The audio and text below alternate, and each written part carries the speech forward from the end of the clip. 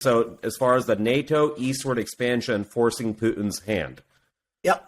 Oh, yeah. This is okay. Let's just dismantle this scenario. Well, so look, there's no doubt that Putin is angry about that.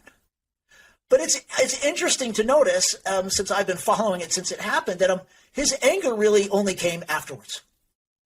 At the time, it's not that they thought this was great, but at the time it happened, this really is not what Russia was so worried about, because Russia, like us, assumed that we were going to get along just fine, right? In 1994, when the original informal decision was made, and then later in I think it was I want to say 97, but I'm not sure when the more formal decision, and then it was in 1999 that the Czech Republic, Poland, and Hungary formally became NATO members.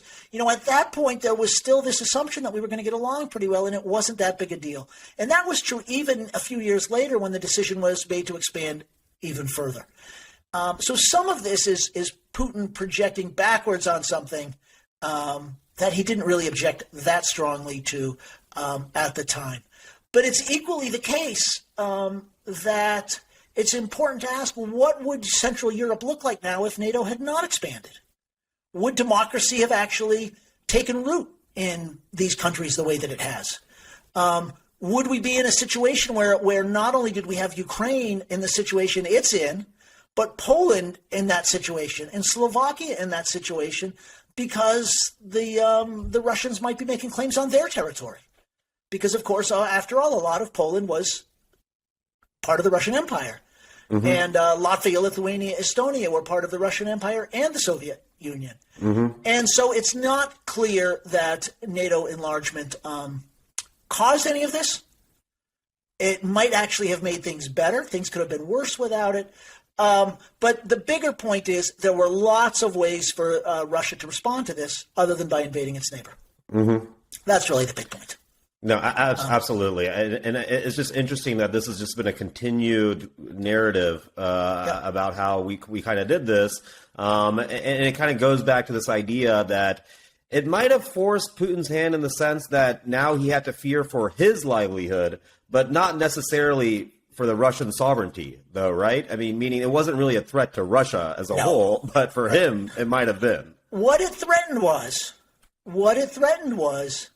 to the extent that Putin and other Russians had the idea of re-expanding Russia, it threatened that, right?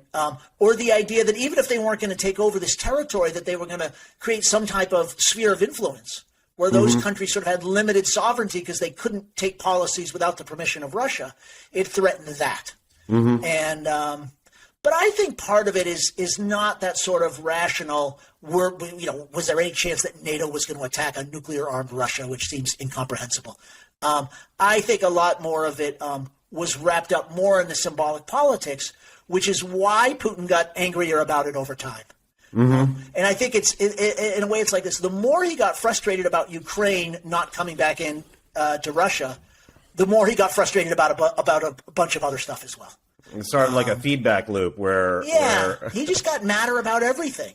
But ultimately, this is my opinion, and I think this invasion, I think, contributes a lot of evidence that we didn't have 6 months ago, which is this whole thing is a lot more about Ukraine than it is about NATO. And one argument, of course, is to support that is, and this has to be obvious to Putin and to his advisors, right? What he's done by invading Ukraine is guarantee a massive resurgence of NATO.